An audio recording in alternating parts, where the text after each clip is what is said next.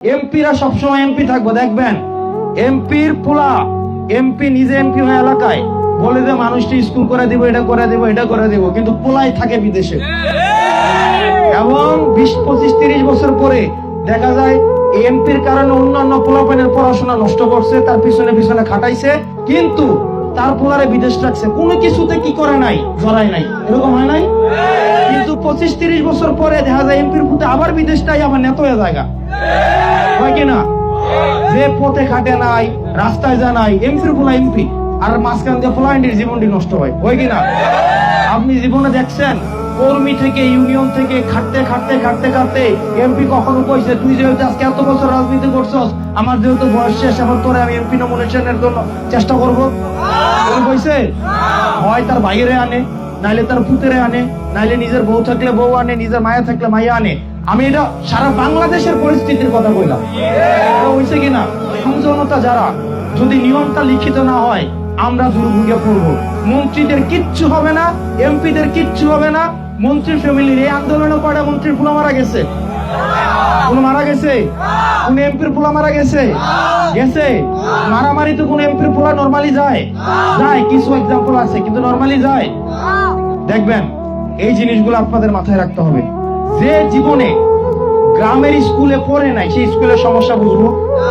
যে জীবনে দেবিদ্দার বাজারের বাজার করে খায় নাই, এই দেবিদ্দারের সমস্যা বুঝবো। যে জীবনে দেবিদ্দার হসপিটালে চিকিৎসা হয় না, এটা বুঝবো।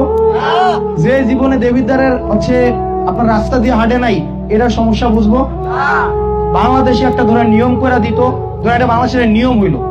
নিয়মটা হচ্ছে যে এলাকার এমপি হবে তার পোলা ওই এলাকার স্কুলেই পড়তে হবে, এবং বাধ্যতামূলক ভাবে, আমি ধরে নিচ্ছি, এবং বাধ্যতামূলক ভাবে ওই এমপি ওই উপজেলার হসপিটালে চিকিৎসা নিতে হবে। ওই উপজেলার ইউনোর পোলা ওই স্কুলেই পড়তে হবে, ওই উপজেলার ওসির পোলা ওই স্কুলেই পড়তে হবে। 6 মাস টাইম লাগবে এই স্কুল কলেজ ঠিক হইতে, 6 মাস। কিন্তু আপনি দেখবেন আপনি যাকে নেতা বানান, খেয়াল করবেন ওই নেতার পরিবার কোথায় থাকে।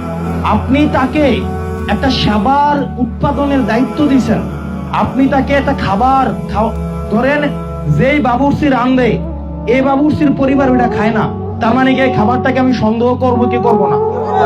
করবো কিনা? করবো না? আমি নেতা হইছি আপনার হসপিটালের মান উন্নয়নটা যেন সরকার ঠিকভাবে হইতেছে কিনা এটা দেখার জন্য, আপনার রাস্তাঘাট ঠিকভাবে হইতেছে কিনা সেটা দেখার জন্য, স্কুল কলেজ গুলো ঠিকভাবে হইতেছে কিনা দেখার জন্য। কইরা দিব কিন্তু সেটা বলি নাই, কারণ এমপির এটা কাজ না। এটা মাথায় রাখেন। যদি কোন এমপি বলে আমি তোমার হসপিটাল করে দিব, রাস্তা করে দিব, স্কুল করে দিব, সে মিথ্যুক। কোন আইন বের করে সে দেখাইতে পারবে না সেটা করে দিবে, এটা কোন এমপির কাম না। এমপির কাম হচ্ছে আইন বানানো। মেম্বার অফ পার্লামেন্ট, সংসদের কাজ হচ্ছে যেখান থেকে আইন প্রণয়ন হয়। সংসদটা হচ্ছে কি, 3টা বিভাগ আছে রাষ্ট্রের, একটু সহজ করে কই খেলা। একটা হচ্ছে আইন বিভাগ, একটা হচ্ছে শাসন বিভাগ, একটা হচ্ছে বিচার বিভাগ। এই আইন বিভাগের কাজ হচ্ছে দেশের জন্য আইন বানানো। কি বানানো?